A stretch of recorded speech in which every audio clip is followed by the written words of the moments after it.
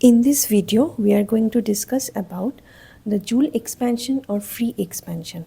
In the previous video, we have found out the general form of the difference in the specific heat, and we got a knowledge of the difference of heat capacity at constant pressure and at constant volume, and they give us information about the variation of the internal energy of the substance with respect to volume.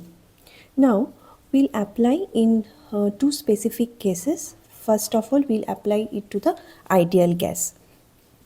Now here we have taken two chambers, chamber A and chamber B. Chamber A is filled with gas and chamber B is vacuum, and this chamber A is filled with the ideal gas. Now these two chambers are separated by partition.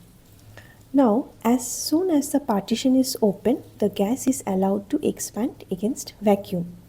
Now no heat is infilled from outside. That means no heat flows in or out. Therefore it is an adiabatic process. So this free expansion is an adiabatic process. So we can consider that del Q equal to 0 and no work is done in the free expansion. So dW equal to 0. From the first law of thermodynamics, we know del Q equal to del U plus del W. So since del Q equal to 0 and del W equal to 0, so the change in the internal energy is also 0. Although it may seem that as the internal energy of a perfect gas, is it independent of pressure?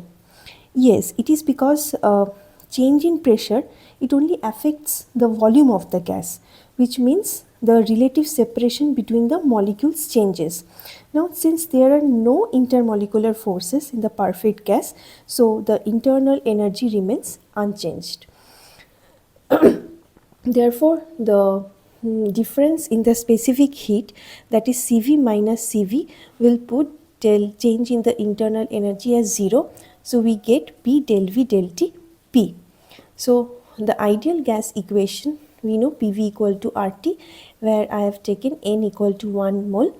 So del V del T is R by P. So if we put this in this equation, we get Cp minus Cv as R.